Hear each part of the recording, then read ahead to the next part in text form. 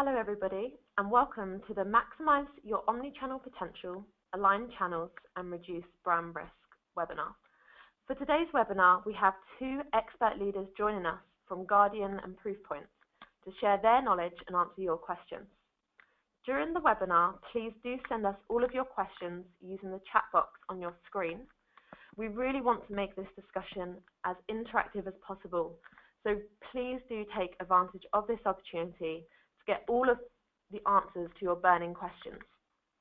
Before I introduce our two panelists, I would like to let you know that this webinar is in association with our Insight Brand Marketing Summit, taking place in October in New York.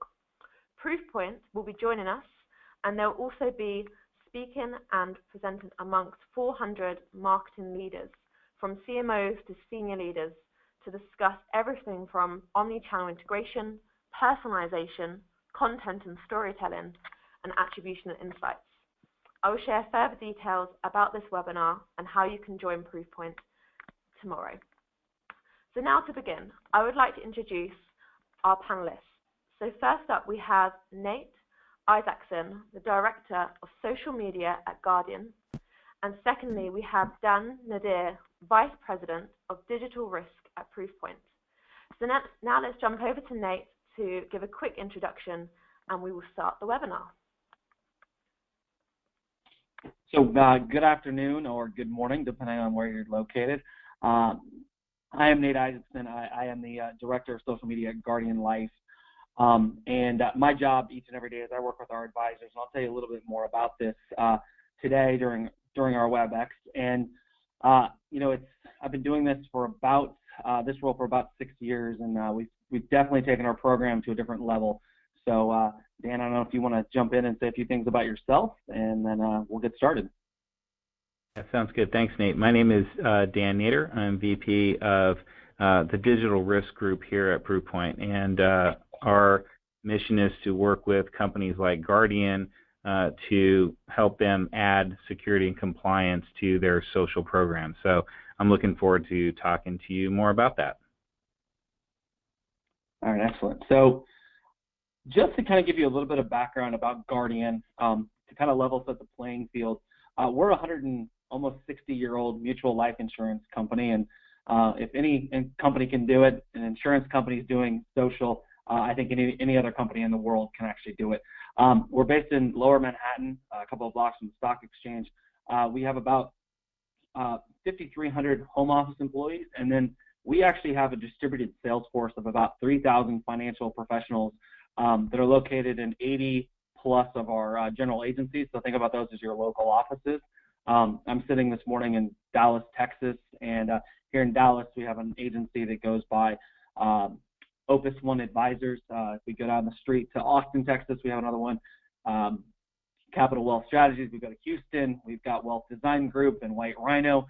So we have a very challenging, unique set of challenges that we face each and every day because of our structure. And I really focus on our financial professionals and helping them leverage social to drive more activity, close more deals. We have about, you can see we have almost, you know, it's like a 90 some odd percent saturation rate with our financial professionals actually using social media for business. And we have about 300 advisors actually using LinkedIn Sales Navigator. We were one of the first firms in the financial services space to actually roll out Sales Navigator at scale. Actually, we were on the predecessor to Sales Navigator, which was Sales Executive, and we've built one of the strongest programs in the financial services industry. That kind of helps level set a little bit about, you know, who the company is, and that really sort of leads us into sort of where we're going. When we start looking at things, the challenges that we face, number one, we're in a highly regulated industry. We're here in the United States. We've got FINRA, the SEC, and all the states that we actually do business in. Those state insurance commissioners, there's a lot of rules that we have to follow. In the industry itself, the financial services industry, in this particular job, we have about a 91% failure rate over 4 years. So let me put that into context for you. Guardian will roughly recruit about 1,000 new financial professionals this year. 4 years from now, we will have about 90 of those people left. And I'll kind of get into why that's the case and sort of how we're looking to help solve some of those problems through making it easier to market yourself here a little bit later on. I think we all face this, which is, the whole bring your own device to work.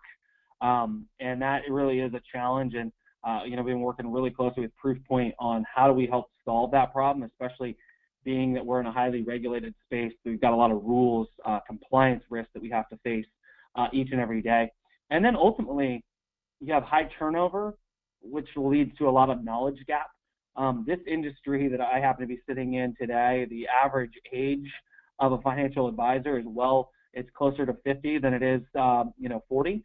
So you're looking at people that didn't grow up with a cell phone in their hand or didn't grow up with, really the computer. The idea of a computer was they actually had to go to a computer lab and there was lots of disks and things. So we have a lot of knowledge, but also the millennial side of things actually leads into another challenge too when it comes to a knowledge gap. So when you look at a millennial, you've got the challenge of, their experience on social is so much different and what they've used it for up until this point where they've taken a career in sales. So you have it's not just one end of the spectrum, it's actually both ends. It's just different challenges that we face. So these are some of the things that we're trying to overcome. And all this stuff, and I mentioned on the slide before, being highly regulated plus having, 80 brands around the country creates a lot of issues for us. And we're going to we'll talk to you a little bit here about how Proofpoint is helping us solve that. So the other thing that I want to, again, I think this is anybody that's in sales, but for us in particular, prospecting is the number one killer of an advisor. I'm actually happen to be sitting in Dallas, Texas at an event where this was designed just for our brand new financial professionals. And that being said, the thing that we talked about last night in my session was activity, activity, activity, activity. If you don't drive enough activity, you're not going to make it in this career. So we understand that social is a great place to start, but that also leads to a lot of challenges and things that you have to overcome early on. And it's also like drinking from a fire hose. So we're really trying to overcome this idea that, prospecting is the number one killer. It's probably always going to be there, but if we can make it a little bit easier, that's our goal. And if we jump ahead to the next slide here, what you'll see is that this idea that this is an industry, and I think a lot of companies get stuck in this, not just in FinServ, but they get stuck in, we just do it this way because that's the way we've done it. It's sort of the curmudgeon-y old man, you're trying to tell him he can do something faster and easier if you just do this, but he's so set in his old ways that he doesn't want to, it takes him more time to accomplish something, and that's what's happening here.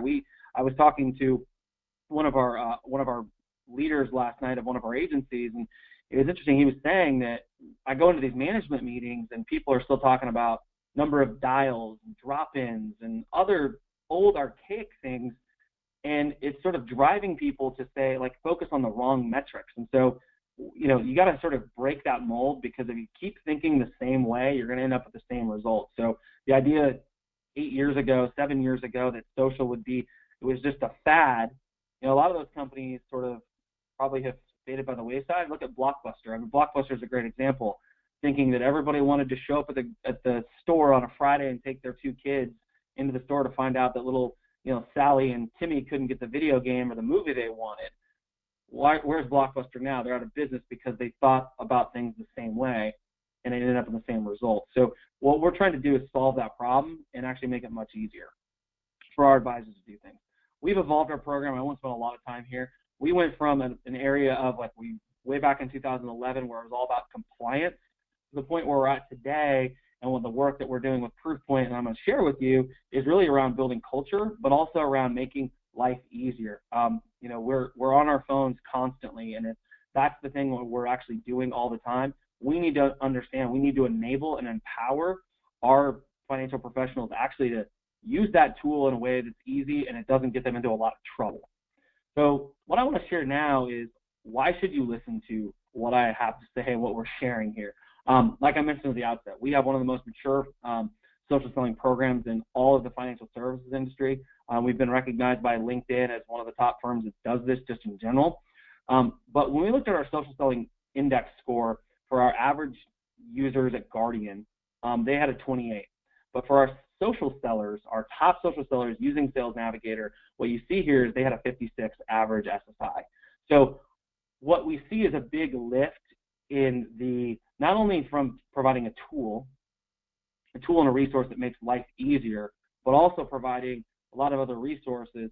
What we're seeing is this is resulting actually in more sales in the end. And what we found with a study we did with LinkedIn at the end of 2016 was that in 2015, Guardian's top social sellers who were using Sales Navigator were 65% more productive than their peers that were underperforming. So the way we defined top social seller was anybody that had an SSI score of above 40, and anybody that was considered underperforming or average was under a 40. And so what did this come down to in dollars and cents? On one particular product that we analyzed, what we found that from the top to the bottom, there was a $50,000 gap between the top and the bottom. So my top social sellers using Sales Navigator on average in 2015 made $50,000 more than those folks that were not high performers. So there is a direct correlation for us that social selling, high SSI scores, Sales Navigator leads to more productivity. And so for us, this is really, really important. But we couldn't just stop there. And so this is really sort of where we're sort of trying to go, because in the end, we want to make this easier. And this comes into all those compliance risks that we talk about. Social is a great tool, but it comes along with a lot of baggage. For us, we have the need to actually have a profile. Your LinkedIn profile needs to be viewed by a person in the home office, somebody that's in advertising review. They're going to look at it and tell you whether you can say this word or that word. There are things that you cannot share, right? Because of financial risk. We have to worry about these concepts called adoption and entanglement in the financial services space. These are all rules where if someone likes something that's financially related, the company didn't approve it, we have a lot of issues there. The other thing we have to worry about is control. How do you control people? How do you stop people from doing things? And there are a whole host of things that Proofpoint has actually been able to help us sort of plug those gaps, but also make it easy for people to do business and not just sit here and sort of like, no, no, no, you can't do this stuff. So one of the challenges, and I think when we start looking at across the board, I think this is with any sales organization, what you find is that there's a lot of tools, and like, where do you start? And what we have the problem, you know, and it's a problem that we're sort of going through the motions of actually fixing, was that when you're an advisor at Guardian, and I think most salespeople would feel this way, you've got all these tools, right? So which door do you do to go out and market your practice or market whatever you're trying to sell? So at Guardian, we actually have, you can go directly to the social networks, right? You can go to Facebook, LinkedIn, Twitter. You can start there. You can actually go to our email platform that is not actually, doesn't talk to the other one. So you go here, you have to go to another door. If you want to build a website or have a website, you got to go to another door. Or you could pick your own door and go build it with somebody else. And then you could also go, and then you've got Proofpoint, and you've got this other tool that actually helps you manage your profile and actually helps you manage your content.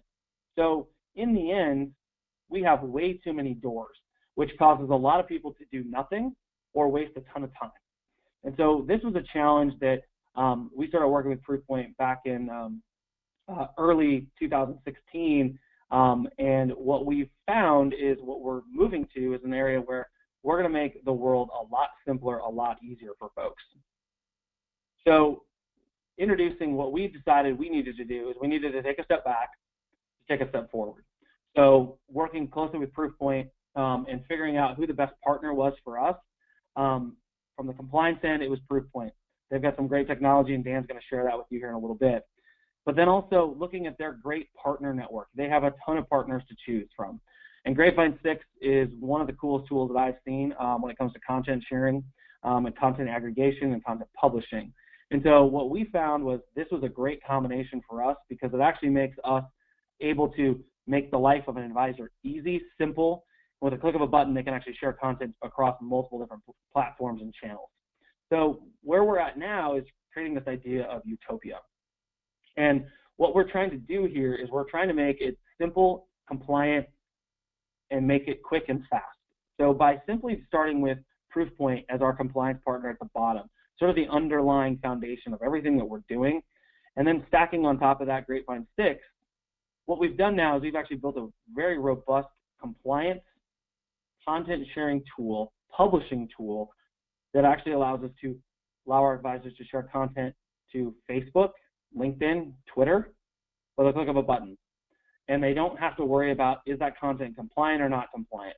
Because in the background, Proofpoint is actually looking at that content, they're testing it, making sure that it works through really smart technology, AI, and some other cool things that Dan can explain to you much better than I can. They can also, with a click of a button, build a newsletter. They don't have to go to another tool to actually go out and say, hey, how do I actually go? I got to go to another place. Where do I have to go to do this? It's different content. We don't have to maintain that content in 2 places now. We can actually maintain it in 1. We can also allow them to publish it directly to their website with a click of a button. So on their phone, 1 minute, 5 minutes, 10 minutes, however many minutes they want to spend in there, easily, quickly, they can share across multiple channels, multiple platforms. But it doesn't stop there for us, because what this actually allows us to do as well is we know that people are going to go natively to Facebook, LinkedIn, Twitter to do a host of things, whether that's edit their LinkedIn profile. And with Proofpoint in the background, we can actually let them do that from any device, whether it's an iPad, an iPhone, a desktop, a tablet, you name it. They can go and do that. And Proofpoint's going to help us run that through a compliance engine, run it through our workflows, and make it simple and easy. So the user doesn't have to learn a new door to open. The other thing that we're able to do here is actually, if someone goes out and we know that this happens, they're going to go directly to LinkedIn, and maybe they're going to share a piece of content. Well, in the old world, there was a lot of risk associated with that. But now, thanks to Proofpoint, what we're able to do is allow people to do that, and know we're going to catch it on the back end. And whether it's not going to every time get flagged, because they've got great technology that's keeping us safe. So this stack here makes it really, really simple. But it also allows us, thanks to APIs and open APIs, it allows us to bring in other things that we haven't thought of yet. Things that maybe come from our sales folks out in the field that say, hey, this is a really cool tool. We'd love to use it. Well, in the old world, we weren't able to say, oh, yeah, hey, use this, bring your own vendor to work. We weren't able to say, okay, you can tap into our vast content library, all the great things that we're doing, all the work that we're doing on our end. Now you can actually do that, because we can actually easily plug these things together, and it's all compliant in one simple dashboard. So this is sort of the world that we're not quite there yet. We're getting very close to having this built, but that's where we're going, and this is where we're trying to simplify the overall experience for the advisor each and every day. So Dan, I think I'm going to kick it over to you. Great, thanks, Nate. So yeah, let's talk a little bit about how we're helping Guardian. I think the best way to talk about what we do is really in terms of enabling technology, right? You've heard that Nate and his team have a lot of goals. They want to enable all of this social selling, and that's what we're helping them to do. We want them to be able to do what they want to do and not get stalled because they can't do what they want to do in a compliant way. And so what we do is, as you saw in Nate's chart, we kind of sit above and below their program, making sure that they're doing things that that don't run afoul of any kinds of regulations. And so some of the things that we're able to do are kind of provide this workflow across tools, right? So Nate talked about this kind of omni-channel strategy. Well, if you're going to do that, you want to be able to have your compliance team looking at content and not trying to do that in a bunch of different tools, right? And so we're able to take this content in, we can put it through the exact same workflow. We can either automatically look at the content, or we can send it over to a person, and that's kind of configured the way you want to work. Some companies want us to sort of pick off the low-hanging fruit and send something back to someone if it's kind of blatantly obvious that it wouldn't be allowed. Others want us to send most things to supervisors so that they can take a look at it and explicitly approve it or reject it. But the way we're able to do that, Nate mentioned this, is that we've got a set of what we call classifiers. Basically, we've got about 100, 150 different policies that look at content and they're able to make judgments. So we've got some very specific ones that are dedicated to financial services. We can do things like tell you that a phrase might run afoul of some regulations, but it's much more than just a lexicon. We actually retrain the classifiers based on content that we've seen that was explicitly approved or rejected. But we even do things that aren't content related. So a good example of that is last year, virtually, I think it was about 40% of the content that we saw rejected came from people who were saying things like, this is a great article that will help you learn more about such and such. And it literally didn't have a link. So people were submitting content without a link. And those obviously were getting rejected all the time. And so we said, we can build a classifier that can tell when someone is referring to a link and that link doesn't actually exist, right? So that's not something that you can do with just a simple keyword match, right? We're looking at content that doesn't have a link in it, which is different. We actually will follow the link, and we can tell you if the link is dead, right? You're using a link that doesn't actually exist. We classify the link as well. So a lot of times we've seen cases where people will use a shortened link that they think is going to some corporate white paper, or it's going to maybe a news or a financial services site, but they leave off a character, and now it's going someplace completely different, right? Or they do a bad copy and paste, and they put something completely inappropriate. Because we're following that link and because we're classifying them, we can instantly and immediately tell them, hey, look, this is not appropriate, and we can kind of save them from themselves, right? So this is all content that will never get posted and doesn't have to get taken down. It doesn't reflect poorly either on the financial professional or on the company. We also apply these policies kind of both to the content that you're posting as well as the application that you're using to post it, right? So Nate mentioned that we kind of catch things on the back end. What he means by that is every time something gets posted to an account, we know what tool was used to post it. And so if you've got a policy that says we're always going to use this particular app to post, and that's what our advisors are trained on, that's what they're supposed to use, they can't use anything else, and we see something gets posted from some different third-party tool or it gets posted natively, we can immediately flag it. And in most cases, depending on the policy you have, you can actually just remove it from the account automatically. So all of these things are happening kind of, again, as Nate said, both on the front end and on the back end. Another big part of this, Nate alluded to this as well, is profile management is a big hassle, right?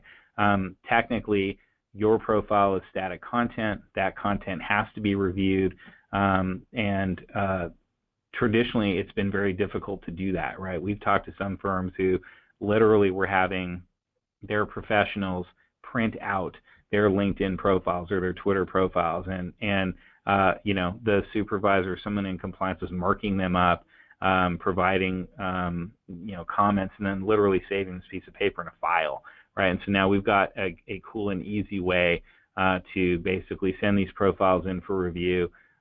If I am in compliance, I can approve it, I can reject it, I can make changes, so I can literally change one word to another word, and we'll push those changes out live. If I make a rejection, we'll revert the copy back to what it used to be. And then finally, obviously, retention is a key part of anyone who's regulated, so we're keeping track of all this content that's getting posted out, and we will either send it to the archive vendor that you have that you're already using for email or other things, or we can just keep it and do it ourselves. So we're, the goal here again is to really just be kind of the vendor that enables these programs, and we make it really easy. We don't sit in front of the advisor or the financial rep. In most cases, they don't really know we exist. We're there to kind of do things for the compliance team, and Nate and the marketing guys can use their marketing tools and do training. They don't have to do double the training for a compliance tool as well. So let me just walk you through some of these examples. So here's one. We talked about kind of the difference between the lexicon and what we do with NLP and some of the other techniques that we have, right? And so in the first case, you got this guy saying, "I guarantee this is the very best pizza you'll ever eat." In a lot of cases, firms are trying to use keywords to trigger on something like guarantee, right? And so in many cases, this is going to get sent over to someone to review because it's got that word, right? But we're smart enough to know that a guarantee about pizza is not the same as a guarantee about investments. And so in this example, that one would be something that we would get. We would write it into the archive, and we'd include it in this user's record. But we're not going to flag on it because it has nothing to do with an investment versus the second case that says, "I guarantee this is the best investment that you'll ever make." Now notice this also says application web. That's again because we're paying attention to how it was used to post. So not only are we going to say this thing is something that you should probably look at, but we're going to say it also was posted using a tool that you isn't approved as part of the program.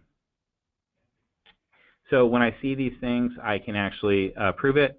If I need second levels of approval, I can do that. I can reject it and remediate it, which means that I could actually delete this tweet directly, or I could reject it but send it on to someone else to make sure that it can be deleted or maybe approved by that third party. And again, all of these notes, everything associated with this account will all get written into the archive. So at the end of the day, if I'm looking at this tweet in the archive, I'll see the tweet, I'll see how it got sent, I'll see what categorizations we have for it, I'll see who looked at it, who rejected it, why they rejected it. All that information will be there in the archive. I'll send this information off to the users, and I'll make one point here too, that we can either do this pre-publishing or we can do it after the fact, right? And so it depends on the policies that you have in place, but one of the nice things that we can do is by working with a vendor like a Grapevine 6, we can actually sit in between the publishing tool and the social media platform, right? And so in some of the cases I showed you, we could either be seeing them after the user posted them, in which case we can take action like removing them, or we can see them before the user tries to publish them, in which case we can reject it. We can tell the user that they're not allowed to post that content, and here's why, and it'll never get posted. So no one will ever, it won't ever get posted and have to be removed. We'll be able to capture it on the front end and stop it from getting posted. In terms of social profiles, again, here's an example of a profile that might get modified. If there is a change, we'll detect that change. We'll send it off to a supervisor. It's got a compliance ID. It's got an expiration date. And I can basically show them all the changes. So I've got the before and I've got the after. I can decide which of these sections I want to edit. I can actually change it, right? So if I want to, again, as Nate mentioned, use one word versus another word, I can literally put it in here. And when I save it, we'll update that profile directly. So it's not even something that the financial professional would have to do. The supervisor or someone in compliance could just do that all automatically. When we archive all this content, this is just an example. I mentioned this before, so you'll see kind of the tweet that's there. You'll see the link. We actually will take a screenshot of the URL that is part of that social media post as well. So you won't just see the link. You'll actually see what that page looked like at the time that tweet went out. So a lot of people in compliance really want to be able to see not just the link that was included in the tweet, but what was behind that link. What did it actually say? And we're able to capture that directly and include it in the archive. And like I said before, we at Proofpoint can retain all of this for you. Or if you already have an archive vendor that you're using, we can basically journal all of these details over to that archive vendor directly. So integrated compliance, what does this actually mean? Again, if you look at or if you think about Nate's vision of utopia, that is the ability to basically use whatever tools they need to use in whatever channel they want to work in to be able to get that content out, but to do it in a kind of supervised and compliant way. And so what we've done is, instead of saying, hey, we're going to be the end-all be-all, we're going to build in a publishing tool and try to keep up and be better than every other publishers, and we're going to do compliance and supervision. We're going to kind of own everything from A to Z. What we've said is we're going to be the best security and compliance vendor we can be, and we're going to provide a set of rich APIs that all of the other vendors in kind of the social ecosystem can take advantage of. And that means that if you've got a favorite tool, as long as we're working with them and they can write to our APIs and we can share data, we can include them into this world where they can send content over to us for pre-publishing review. We can look at content as it gets posted and understand that it came from kind of an approved app. They can submit to us content that was already reviewed that we should just basically let go as soon as we see it, because we know that it's already gone through kind of an offline approval process. And we can kind of suck in lots of content that's being created from these different vendors to, again, put them through review. So the idea here is, 5 years from now, if Nate finds some other cool vendor that he wants to use, he can work with that vendor and he doesn't have to rip out and replace the compliance process or the compliance tools that he's got. Basically, all it means is that we can work with that vendor and share access. They can connect to our APIs and they can submit data, and we can send data on its way. So again, what we're all about is just making sure that that content can flow from the tool down to the social media platform, but do it in a way that allows compliance to say, yeah, this is exactly what we need. Everything's getting retained, everything's getting reviewed. I've got an audit trail of everything that's happening, and it doesn't really matter if it was on social or if it's going through maybe getting posted on a microsite somewhere. The process is all exactly the same. One of the other things I'll mention too is that we talk a lot about compliance, but a big part of what we do also involves security. So I mentioned, for example, the links that we're able to detect. We're not just looking at those links to make sure that they're appropriate. We can actually look at these links and determine whether they might be malware links. We've seen cases where a financial professional's account might get compromised and they'll start tweeting out porn links or things like that. We can actually give you kind of immediate warning as soon as we see evidence of an account being compromised, so you'll be way ahead of the game when it comes to kind of shutting down that account or notifying that particular user. But because we're looking at that content from a security perspective, we can also determine, hey, this content looks spammy, it looks like these links are malicious, it looks like they're porn links. We can actually automatically remove them from that user's feed right away. So we're going to give that user protection from a security perspective, as well as making sure that those accounts are compliant. So that was kind of a quick overview. I think we've got lots of time at this point. Maybe we can open up the floor and answer some questions. Absolutely, and thank you there. So just to remind the audience that the chat box is on the webinar screen now, so please do send over your questions and we can direct these to both Nate and Dan. So thank you, Dan, for that. And I'd just like to quickly jump on to Nate first. Nate, I have a question that I'd like to direct to you, and that is, how much training do you offer to your reps for being effective on social media? And does that include compliance? Yeah, so I mean, we offer a lot of training. And just to some context, my team includes myself and one other person.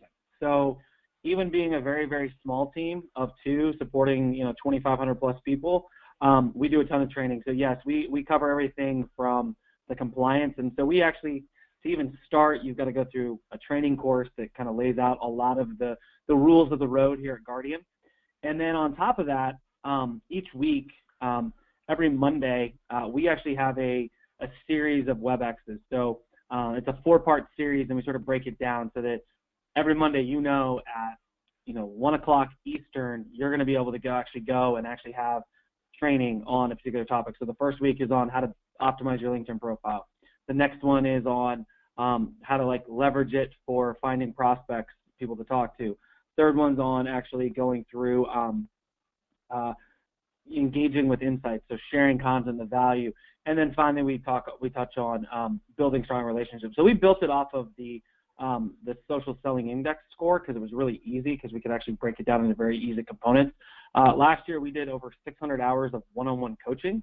So we do a ton of that, but we also realized that not everybody can hop on the phone, and I can't reach everybody, nor can Andrew on my team. So we've done a lot of short video vignettes. We do a lot of evergreen stuff. So I'm talking low budget production stuff here. Me sitting in my office, turning on my webcam, and using some very cheap tools to create training material. But it does include everything from the compliance aspect all the way to how to use Sales Navigator to find new people to talk to. Brilliant. Thank you so much, Nate. And we've just had a question from Michael Bush. So I'm just going to address that, and this may be for yourself here, Dan, to jump in. So from Michael, we have, how much time and difficulty is there in getting the information to Proofpoint in terms of what rules and compliance regulations need to be enforced? So let me know if you want me to repeat that again, Dan.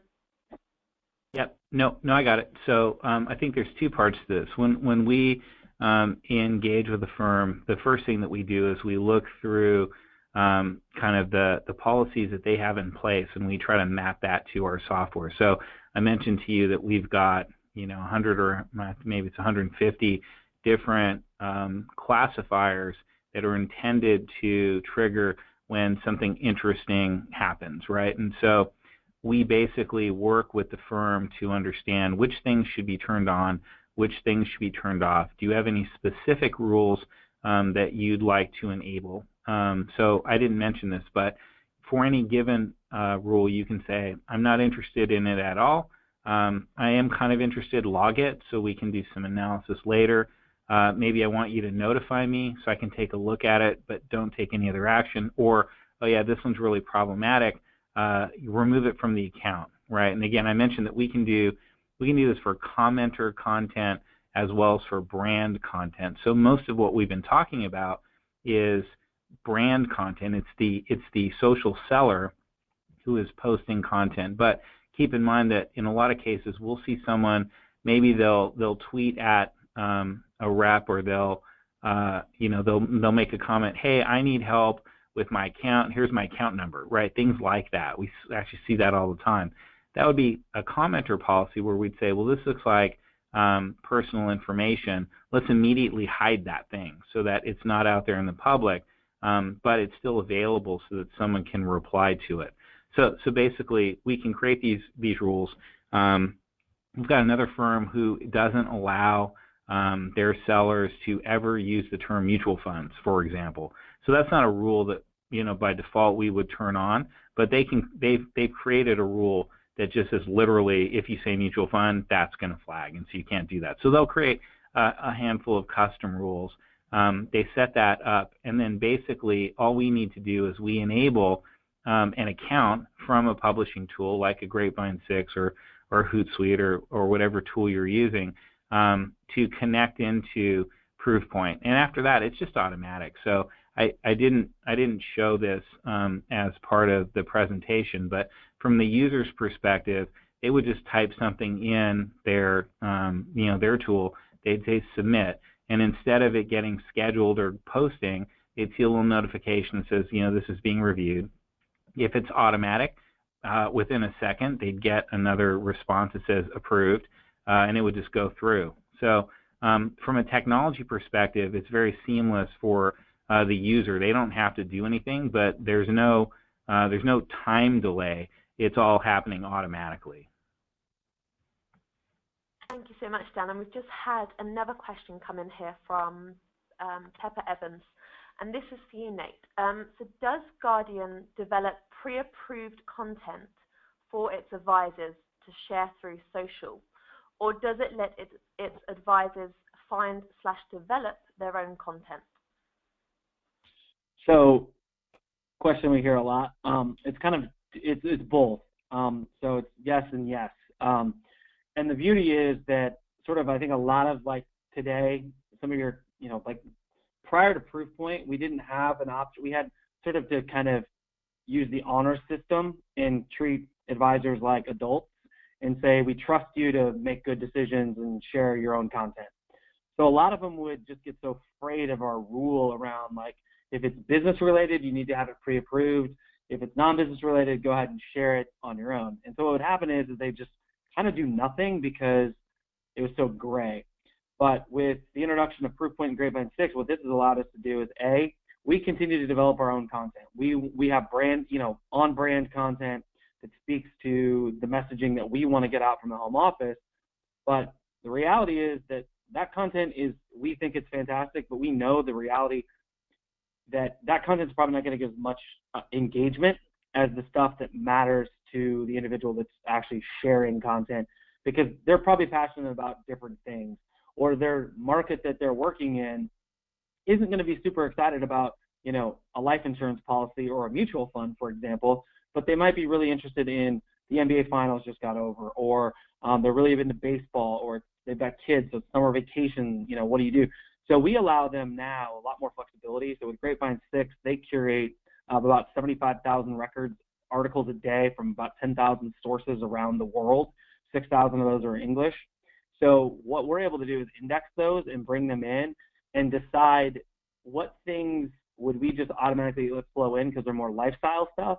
What are the things that we as Guardian need to kind of vet, validate, decide whether or not this is like, does it conflict with our brand message? So with Grapevine 6 and Proofpoint, we kind of have the best of both worlds. We're still continuing to give them brand content, but with Grapevine 6, they're able to actually get customized content streams that will easily allow them to identify great content that they probably wouldn't have sourced before. But then with Proofpoint in the background, let's just say I'm in Dallas. I find some real interesting article this morning in the Dallas paper. I want to go and share that through what I can do through Grapevine 6, like I could directly on LinkedIn, but through the Grapevine 6 app, I can click a button where I can actually create my own post, and in real time, based on our classifiers, that user, depending on what they say, depending on the URL that they're pointing to, they can get either real-time feedback, whether it's this thing has been approved, it's going to be scheduled on whatever date that Grapevine 6 has actually decided this is best to be shared. You know what? This is out of bounds, so it's going to get rejected immediately, or it's kind of in that gray area, and it's going to have to go through some workflow. So we kind of give them the best of both worlds, thanks to the technology sets that we've put in place now. Brilliant. Thank you so much there, Nate. And I do have another question here, and I'm going to direct this one to Dan. So Dan, it is one thing to buy a publishing tool, but you can't stop users from posting using their own tools. So how do you go about handling that? Yeah, so that's a good question, and I think that this is really kind of one of the key issues or problems that most companies face, right? There's no way, because of the nature of social media, if I have my account, ultimately I can post on my own account. And you heard Nate say that kind of in the past it was the honor system. You were sort of hoping that people were doing the right thing. But the difference now is that even if they don't follow the rules and kind of go through the pre-publishing route, we're still looking at that account. We're still monitoring all of the content that shows up on the account. And basically, when we see anything new, we're going to do two things. We're going to say, did this come from a tool that is approved by the firm, yes or no? And is the content in particular anything that we would want to send a notification about?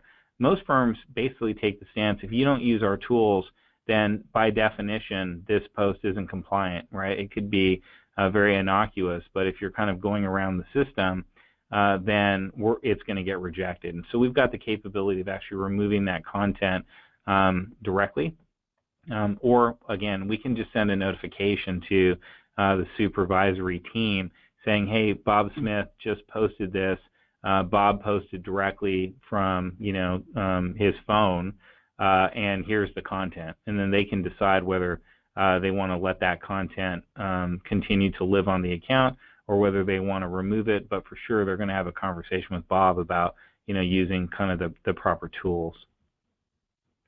Hey, Dan, if I could add on to that too, the thing that is also sort of, you kind of have the peace of mind, you can sleep a little bit easier, is, sometimes people will hit the share button on, the social network or retweet something, and maybe they don't add any of their own content to it. And this also allows them that flexibility to actually be able to do that and really engage with their actual networks. Because in the old world for us, we were like, you can't hit the like button, you can't hit the share button because there was a lot of compliance risk. And now this gives us a lot more flexibility to allow them to do that because we know that we've got safety on the back end. But also, you might have somebody who just grabs an article, a URL, and previously, prior to Proofpoint, like they shared that and they didn't say anything in the status update, that thing was probably not going to get flagged. But if it came from a particular site that is finance related, and that's one of our classifiers, is saying, if this is coming from a site that we know is financial in nature, we want to at least flag it and have some human at least look at it for a second, because it could be from like Forbes, and maybe it has something to do with leadership. It has nothing to do with the stock market, but we want to make sure that we're at least identifying those things. And in the old days, we couldn't do that. We would be that would just go into the archive and, it may come up in an audit, maybe it doesn't come up in an audit and get lucky, but there's a lot more peace of mind today. Thanks yeah, great so much, point. Ben. Thanks, Nate, for jumping in and giving your thoughts to that. And we have got another question here, and I'm just going to direct this to yourself, Nate, and that is, which social platform has been the most effective for you? So we're looking at, is it Twitter, LinkedIn, Facebook, or is there other channels out there? For our world, I mean, obviously LinkedIn, because it's professional in nature. I think, a lot of folks, they haven't really understood how to best leverage Facebook. But so we spend most of the time on LinkedIn, again, because I think it's got the most robust set of tools for our industry today. We are actively, looking at how we expand our use of Facebook further, looking at ads and doing some really cool things on that front. We are actually speaking with Proofpoint on how could we potentially look at enabling some of our agencies, not our advisors, but our agencies, to leverage Instagram. How can they help us keep YouTube a little bit more safe and compliant? So we are looking to explore, some other sites, but mainly it's been LinkedIn has been the most successful for our advisors. It's the one that everybody gravitates towards.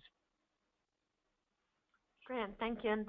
And coming over to yourself, Dan, we've got another question here, which is, do you ever audit to see if you have registered reps who are on social that you don't know about? Yeah, so that's a good question. I think that it's one thing to do all the training that Nate does for these people who are enrolled in the program, but how do you know that there's not some other person out there who says, I know how to do this. I'm just going to create my own account and go off and do my own thing.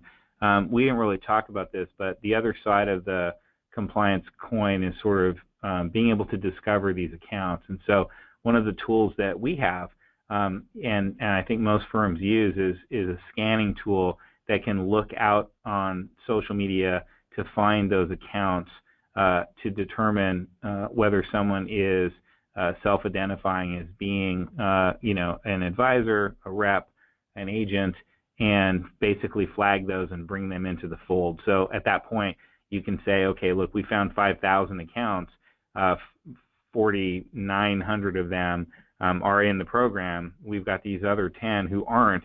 Let's go figure out who these people are. We can actually even scan all that content and bring it into the archive as well. So some firms in the past have been nervous that, if they bring this up, that user is just going to delete their account, and then they'll lose historically what that user has been tweeting. But if you scan the account, then we'll have all that data included. And generally speaking, most firms just kind of regularly run this. We have kind of an automated scan process. So once a week they might get an email that says, hey, we found these new users who are out there, and then the firm can go and look to verify that they are or aren't in the program. Brilliant. And what I'd like to do now is, I know that whilst everyone who is listening, we are kind of running out now. We've got time for about 1 or 2 more questions. So if you do have any more questions, then please do just drop those in the chat box now. This is your last chance. And I'm just going to come on to one more question, and then we'll see how the time is for last thoughts. So Nate and Dan, I'm going to come over to yourself, Nate, first. And that is, we don't have the resources to supervise all of social. So how do you manage this? So, I mean, again, we're sort of, I think we're in a place where, yes, we probably don't have as many resources as we could technically. Part of it is partnering with a good company like Proofpoint that can help mitigate some of those things that, in the past, like what Dan was just talking about. If you're fortunate enough to have a singular brand, it's real easy. They can do a scan because they can actually just go out and identify anybody that works at, Acme Advisors, if that's your brand. Pretty easy to do. For us, we actually are, lucky enough that we do have local supervisors in all of our offices. So, you do have kind of that local level. We do have oversight, but, a lot of it is now, you look at how does technology make the life easier so you're not overburdening certain teams. And I think that's where, it's just, you got to get smarter about it because it's not going away.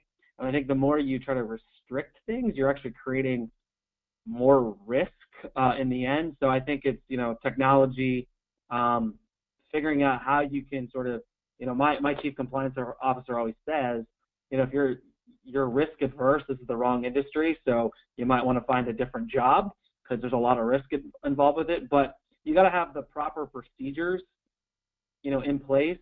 But also you got to look at your policy. And I think, we spend a lot of time talking about this at Guardian, which is, how do you not paint yourself into a corner that you really can't, that's indefensible? So, for example, when we started talking to Proofpoint, one of the things that we realized is our policy said you could not like something on LinkedIn, Facebook, Twitter.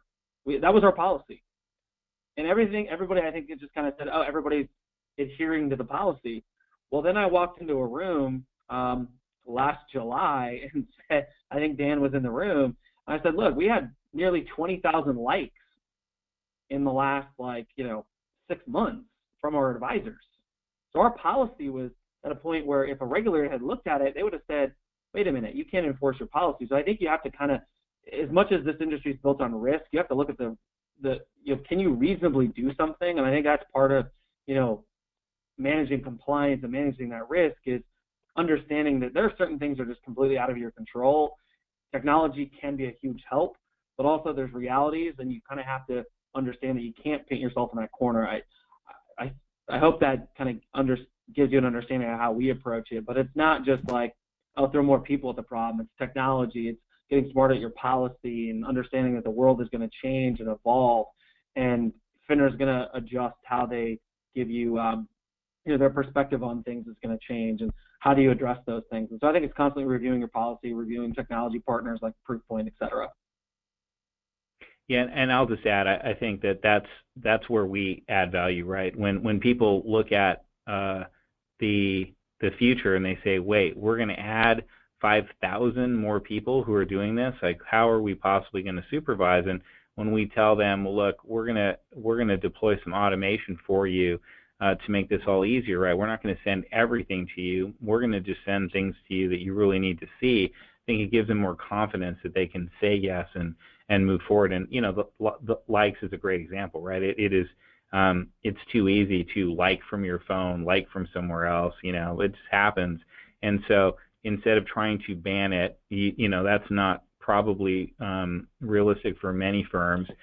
Just ignoring it isn't realistic, right, from a regulatory perspective. But being able to flag the ones that are related to content that you might want to take a closer look at does make sense, right? And so we can kind of sit there in the middle and say, all right, well, we're not going to send every single like that everyone does, but here are some likes that you might want to take a look at. And so we give them kind of the the confidence that we're going to show them the things that they really need to pay attention to, and that will help them scale up. Thanks so much there both. And I know that we are running out of time now, so I would like to just see if either of you have any lasting comments there on the discussion or any kind of pointers that you want to give to our audience today. And then I'd like to thank everyone today for listening in, and I hope that you've enjoyed today's webinar and got some really valuable tips from both Nate and Dan. So Dan and Nate, any kind of lasting comments for the audience? I mean, Dan. Go ahead, Nate. Go ahead, Dan. No, I was going to say, I think a lot of it. Go ahead. All right, I'll go. You first. Sorry. No, I think the biggest thing is just, I think you definitely have to work with your internal partners. I think, the relationship we have with compliance is hugely important, and just understanding, how you guys work together, and it's not them versus you, or, you can't have that mentality. They've got to be partners. I think that's one of the things I learned very, very early on is, they're going to be your partners, they're going to be your advocates, but it's also about, like, how do you find the mutual ground when you have disagreement? Like, they maybe want to say no, but so you got to be able to work together, communicate. I think that's the big thing. Make them your partner and try not to make them your adversary, because I think that'll go a long, long way in getting what you ultimately know will benefit the firm. Because with risk, there's a lot of reward, and this is definitely the case. So that would be my advice. Yeah, and I just wanted to say thank you to Nate for sharing. I think that this isn't something that every single firm is doing, and they're not all doing well. And so I think we've been lucky to have you kind of share your experience and your wisdom with everybody else out there. So yeah, thank you for that. Brilliant. And again, thank you so much, Nate and Dan, for joining us today. And I hope this has been a great webinar for you all listening. And if you have any follow-up questions or further questions that come to your mind for both Nate and Dan, then please do send them over, and we can put you in contact or get those answers for you. So just to end the webinar now, we really enjoyed having you today, and we hope that you can join us and Proofpoint later in the year for the Insight Brand Marketing Summit. They will be alongside many other brands, from MasterCard to Denny's to Best Buy to Sony.